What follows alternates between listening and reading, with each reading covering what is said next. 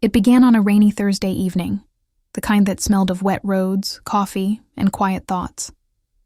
Claire was setting the table when she heard her son's voice echo from the front door. "Mom, my roommate's heater broke. He's crashing here tonight, okay?" She didn't mind. Her son Ethan was in his second year of college, and his visits had grown rare. The idea of a full table again made her smile. But when the door opened, and Ethan stepped aside to let his friend in, Claire's breath caught for just a second. Daniel. That was his name. Tall, polite, eyes soft but deep. The kind of eyes that seemed to hold an entire story behind them. He smiled awkwardly, setting his backpack near the door. "Thank you for letting me stay, Mrs. Reynolds." His voice had a warmth that instantly filled the room, and yet something about him carried quiet sadness. Claire brushed it off as simple shyness, but deep down, she felt something shift, like recognizing a song she didn't remember learning. Dinner was simple. Pasta, salad, and a loaf of bread she'd baked earlier. Ethan talked nonstop about college life, classes, group projects, annoying professors. Claire laughed, nodded, added small comments, but her eyes occasionally drifted toward Daniel. He wasn't loud like her son. He listened, smiled faintly, and when he did speak, his words carried weight. He complimented her cooking with genuine sincerity, the kind that wasn't forced or polite. It was real. After dinner, Ethan disappeared upstairs to make a call. Claire began clearing the table, humming softly, until she noticed Daniel still seated, staring out the rain-streaked window. "You okay?" she asked, drying her hands. He turned, startled but gentle. "Yeah, just haven't been in a quiet house for a while. It feels strange." His tone wasn't heavy, but there was something behind it, a hint of longing, maybe loneliness. Claire hesitated, then sat across from him. "You're from the city, right?" "Toronto," he nodded. "Dorms, noise, people everywhere. You stop noticing silence after a while." "Until you miss it," she said softly. He looked at her for a moment, as if her words struck something in him. "Exactly." Then he smiled, and for the first time, she noticed how young he really was. Barely 20, still figuring life out.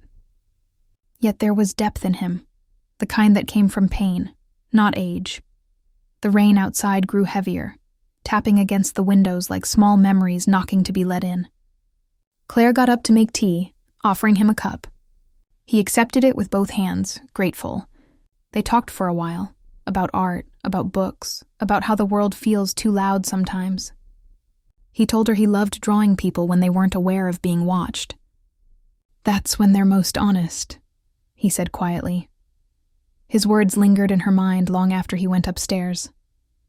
Later that night, when the house grew silent, Claire stood by her bedroom window, watching the rain blur the porch light. She thought about Daniel's calm presence, his eyes filled with stories untold, and how the quiet between them hadn't felt awkward. It had felt comforting. It had been years since she'd felt that. Since her husband's passing, silence had always been an enemy, a reminder of absence. But tonight, silence felt alive. She scolded herself for overthinking. He was her son's friend, a polite young man, nothing more. But no matter how many times she told herself that, her mind replayed that small moment when he'd looked out the window, lost in thought, and said, "I've missed this." That sentence carried something unspoken, like two people unknowingly reaching for the same missing piece of life. As she turned off the lights, she paused at the hallway. From downstairs came a faint sound. Daniel's voice, low and gentle, humming an old tune. It was the same song her husband used to hum when fixing things around the house. The same soft rhythm, the same melody. Her heart skipped. She didn't know whether to smile or cry. It was just a song, just a coincidence. Yet she couldn't ignore the strange comfort that filled her chest. As if the house, for the first time in years, wasn't mourning anymore. Claire lay in bed, but sleep refused to come. The rain fell harder. She turned over, tried to read, but her eyes kept drifting to the doorway, listening for that voice again.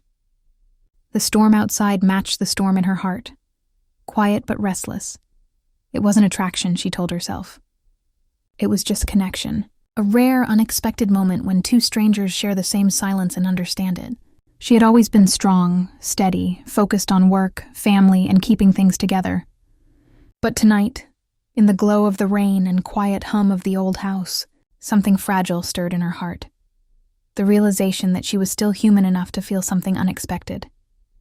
She closed her eyes, trying to silence her thoughts, but her mind painted pictures.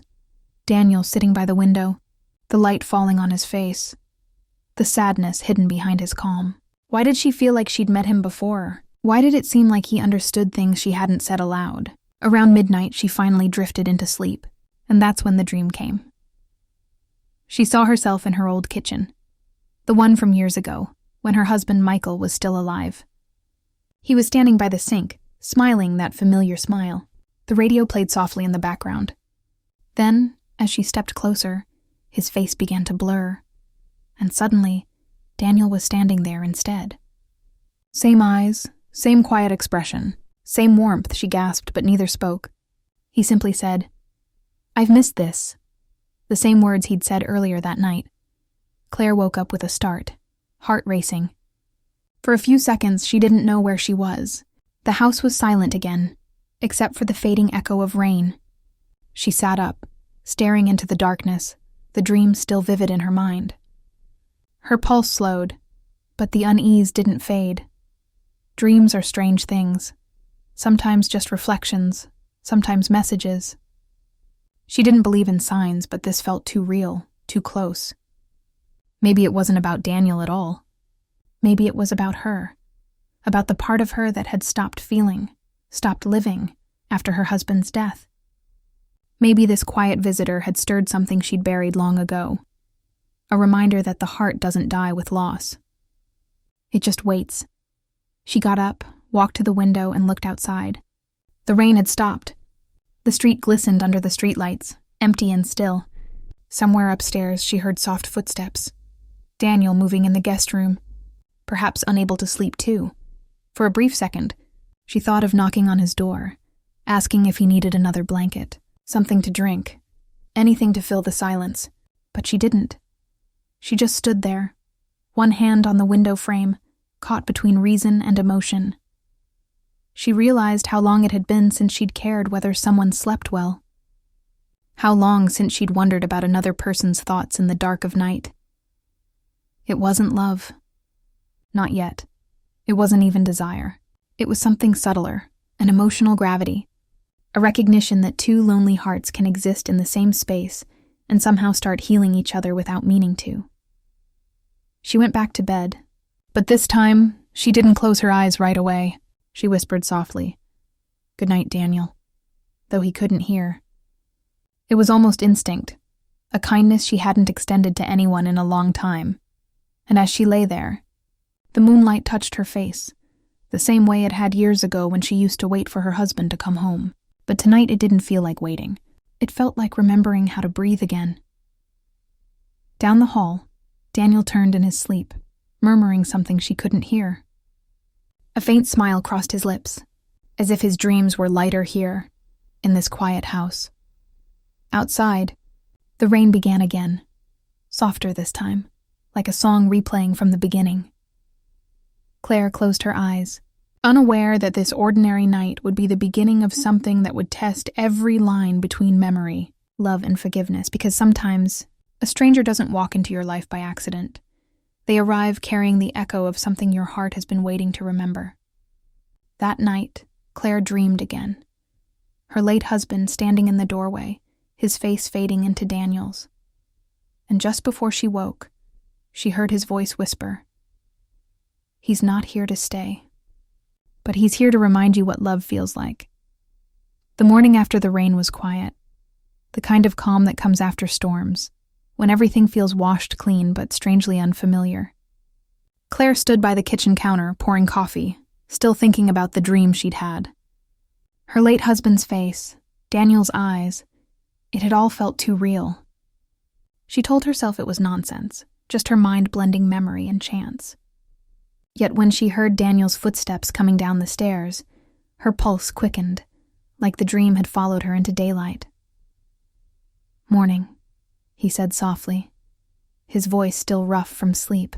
He was wearing a simple gray t-shirt and jeans, hair slightly messy, eyes half awake but kind. Ethan had already left early for class, leaving just the two of them in the house. "Morning," Claire replied, handing him a cup. "Hope you slept well." He nodded, sitting by the window. "Yeah, I'm not used to quiet houses. I kept waking up thinking I forgot something." She smiled gently. "You'll get used to it. Quiet grows on you." He looked out the window for a long moment before asking, "Do you ever get used to it?" The question caught her off guard. "Used to what?" "Silence," he said, turning his head slightly. "When it's not peaceful. When it's lonely." For a moment neither spoke. The coffee machine hummed in the background, and the sunlight poured through the curtains, turning the room gold. Claire wanted to say something comforting, but no words seemed right. She simply nodded, her throat tight, because she understood exactly what he meant. As she cleared the counter, she noticed a sketchbook peeking out of Daniel's backpack. "You draw?" she asked, trying to lighten the mood. His face brightened a little. "Yeah, mostly people faces. Can I see?" He hesitated, then pushed the sketchbook across the table. "It's not great, but sure." She opened it and froze. On the very first page was her face. Not perfect, not detailed like a photo, but unmistakable.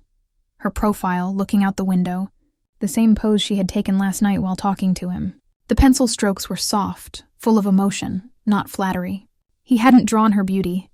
He had drawn her solitude. "I'm sorry," he said quickly, his voice flustered. "I couldn't sleep. You just looked peaceful, like you were somewhere else." She didn't know what to say. For years, no one had looked at her that way.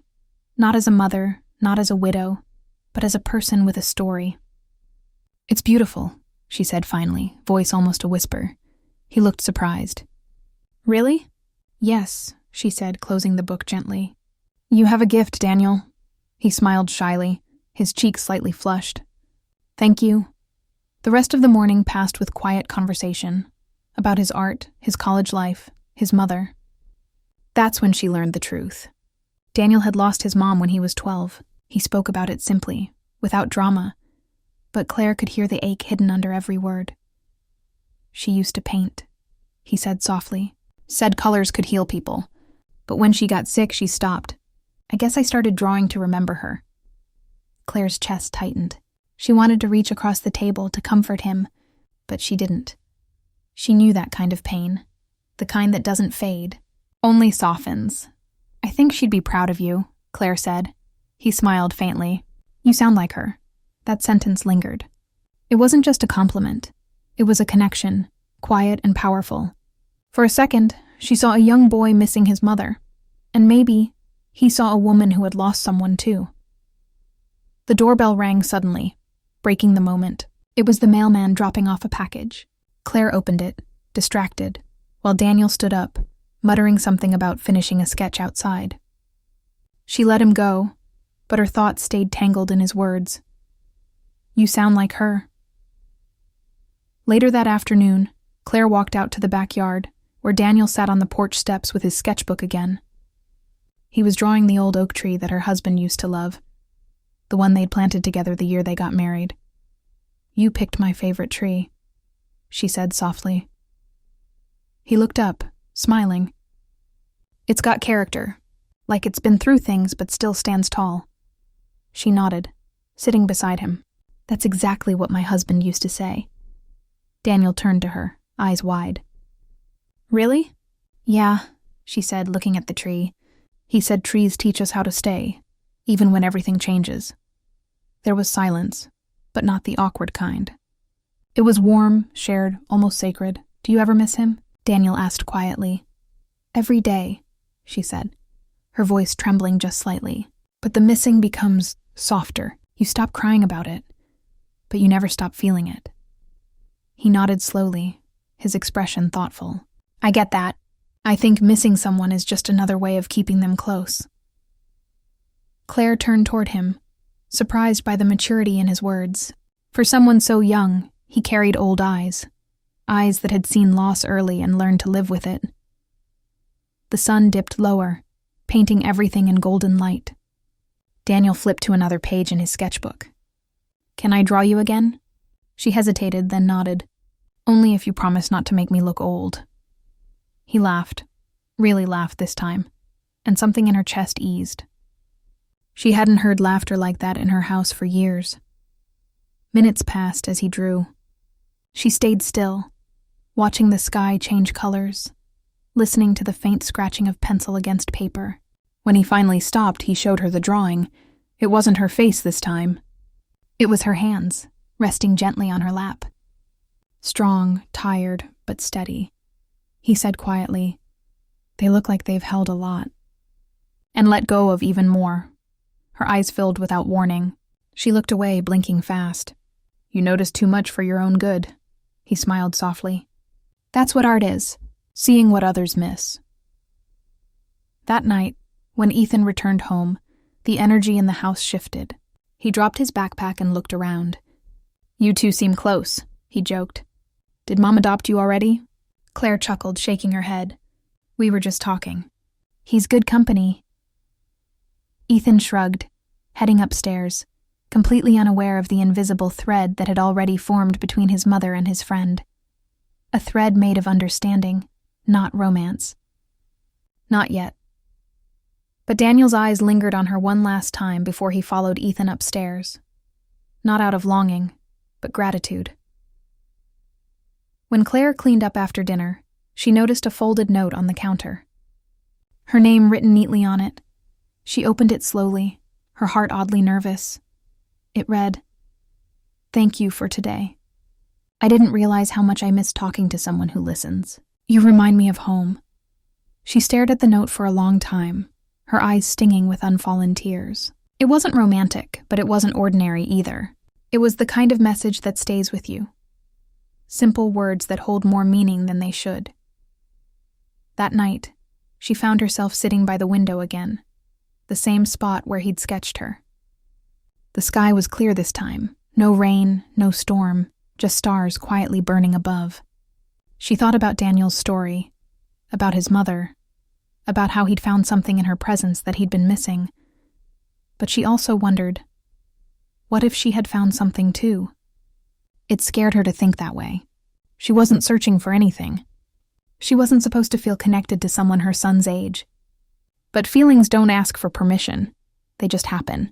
And sometimes they come dressed as comfort before you realize they've become something deeper. She went to bed with the note still in her hand. She read it again and again until the words blurred. "You remind me of home." The house felt both warmer and quieter than ever before. A strange balance between peace and confusion.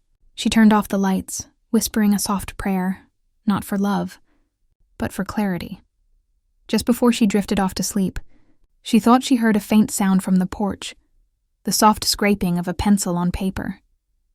She smiled in the dark, knowing it was Daniel sketching again. She didn't know what he was drawing this time. Maybe the stars, maybe the house, maybe something she'd never understand. But deep down, she knew this wasn't the end of something. It was the beginning. A quiet beginning of two lives crossing paths for reasons neither could explain. The next morning, Claire walked into the kitchen and found Daniel's sketchbook left open on the table. The drawing wasn't of her this time.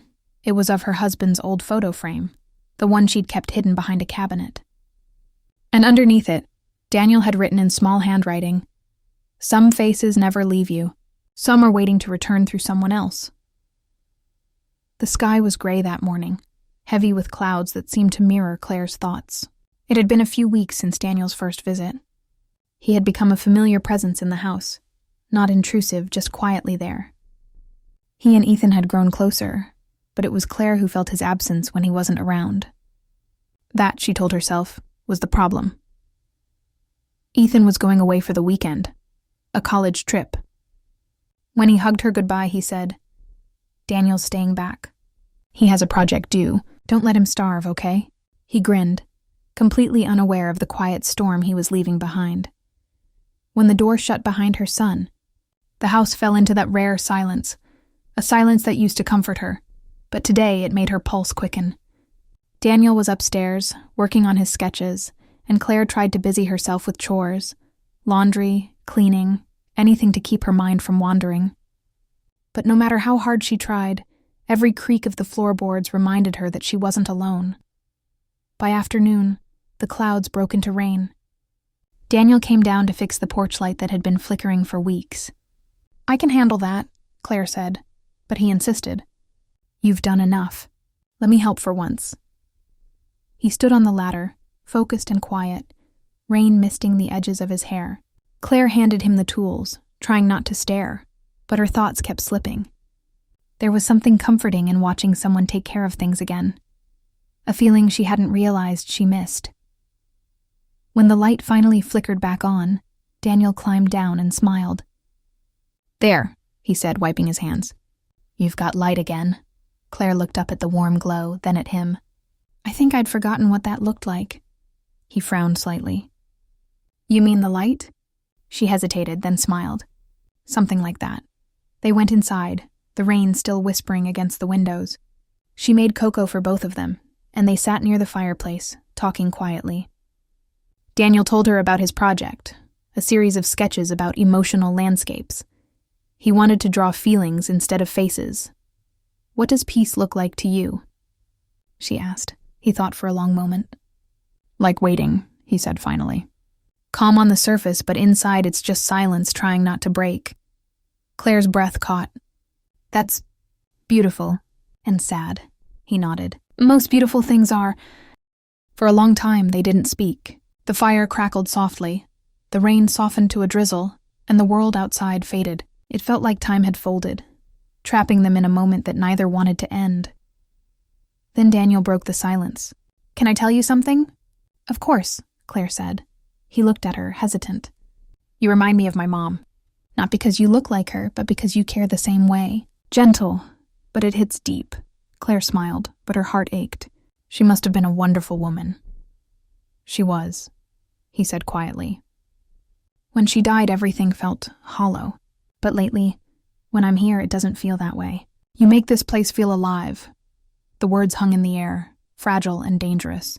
She didn't know what to say. Gratitude, distance. Instead, she looked at the fire and whispered, "Maybe we both needed a reminder that warmth still exists." Daniel's voice softened. "Maybe." The rain stopped outside, leaving only the sound of their breaths.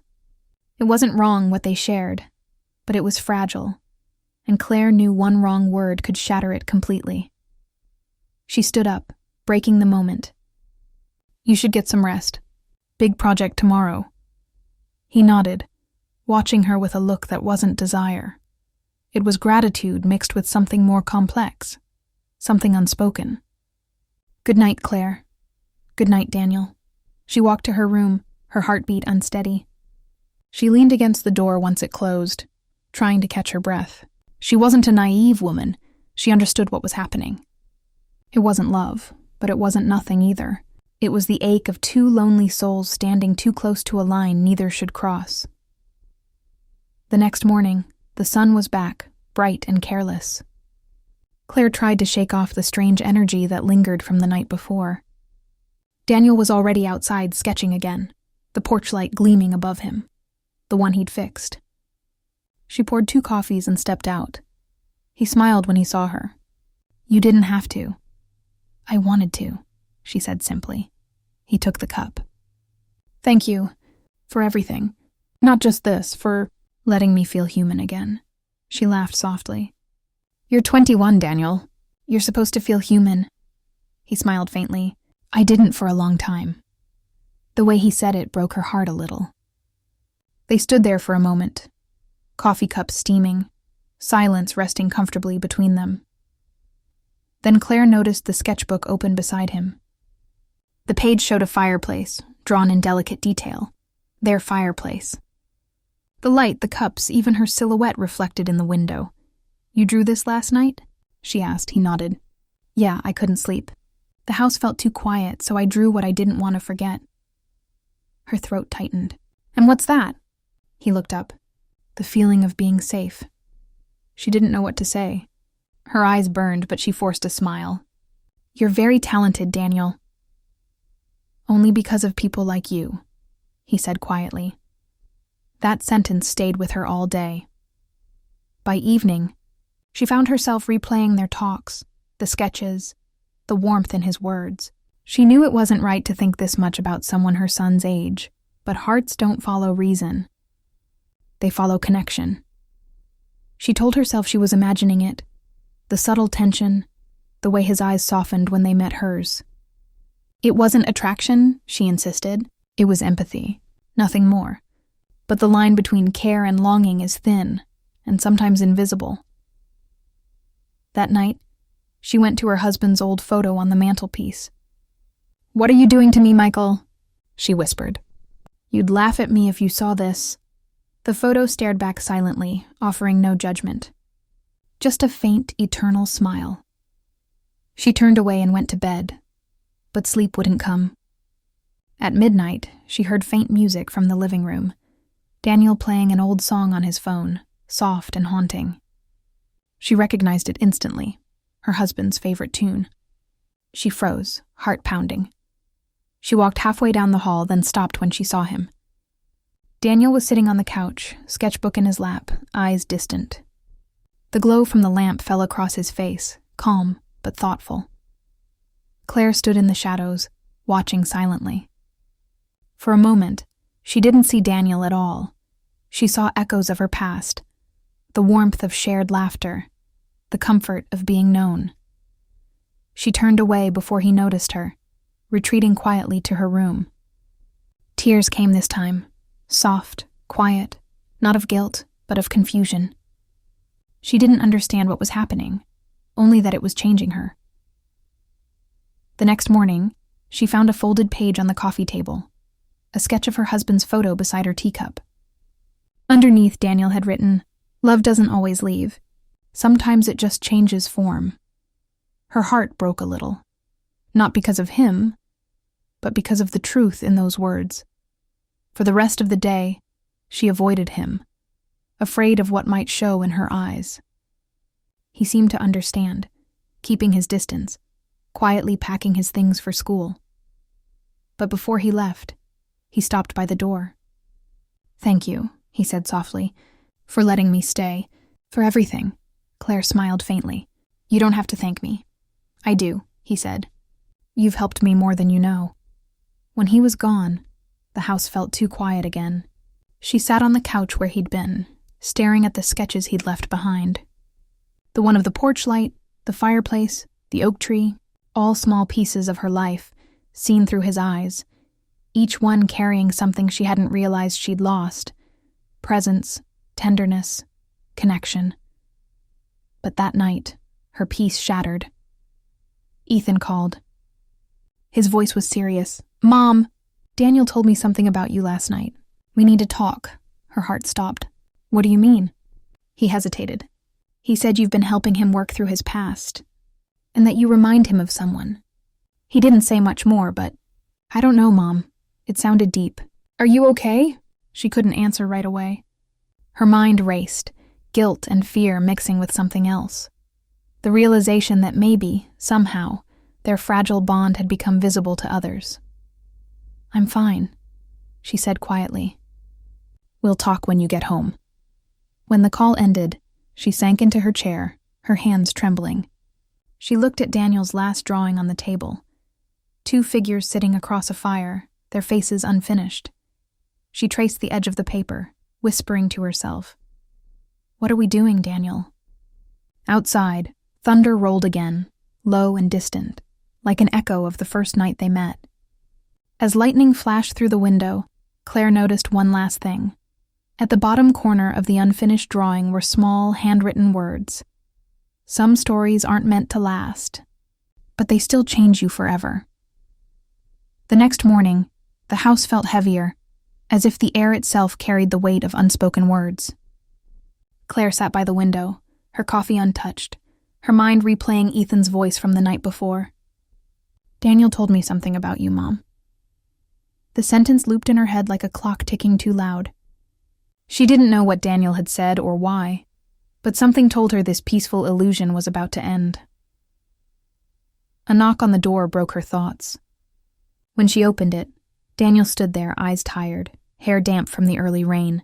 "I should probably leave today," he said softly. Ethan's coming back, and I think I've stayed long enough. His tone wasn't cold, but it wasn't warm either, just quiet, careful. Claire nodded slowly. If that's what you want, he smiled faintly. It's probably what's best. For a while, they both stood there, the silence between them thick and full of things neither dared to name. Finally, Claire stepped aside. Come in. You shouldn't leave without breakfast. He hesitated, then followed her in. The house felt different now, like a story nearing its end. They sat at the table, the same one where it all began. The rain outside matched the rhythm of their thoughts. Slow, steady, inevitable. Claire wanted to ask what he'd told Ethan, but she couldn't. Instead, she said quietly, You know, sometimes we meet people not to keep them, but to remember who we are. Daniel looked up, eyes full of something unspoken. You think that's what this was? She forced a small smile. Maybe, he nodded slowly. Then I'm glad it happened. For a few minutes, neither spoke. The ticking clock filled the silence like background music to a scene neither wanted to end. Then Daniel reached into his bag and pulled out a small folded paper. I was going to leave this for you, he said. She opened it. Inside was a sketch, her sitting by the window, rain outside, her face calm, almost peaceful. Beneath it, in small handwriting, were 4 words. You made me remember. Her chest tightened. Daniel, she whispered. But before she could say more, the front door opened. Ethan's voice filled the hallway. Mom? He walked in, saw them, and froze. His expression was puzzled, not angry, just confused. Everything okay? Claire quickly stood. Of course. We were just... Daniel interrupted gently. I was just leaving. Ethan frowned, looking from one to the other. You sure? Yeah, Daniel said, picking up his bag. Thanks for everything, man. When Ethan went to get his car keys, Daniel turned to Claire one last time. I didn't mean to complicate anything, I just needed a place to breathe for a while. And you gave me that, her eyes glistened. You gave me something too. You reminded me what it feels like to care again. He smiled, sad but real. Then maybe we helped each other. And then he was gone. The door closed softly, but the emptiness that followed was louder than any slam. Claire stood there for a long time, staring at the place where he'd been. She felt relief, sadness, gratitude, and guilt, all at once. Ethan returned moments later, looking uncertain. Mom, Daniel told me you were helping him with art therapy. He said you reminded him of his mother. He was emotional last night. I just wanted to make sure you were okay. Her breath caught. That was it? That was what he meant. She almost laughed, not out of humor, but from sheer release. All the worry, the sleepless nights, the unspoken tension, all of it had lived in her imagination. What she thought was something forbidden had only been something human. 2 people healing in the same silence.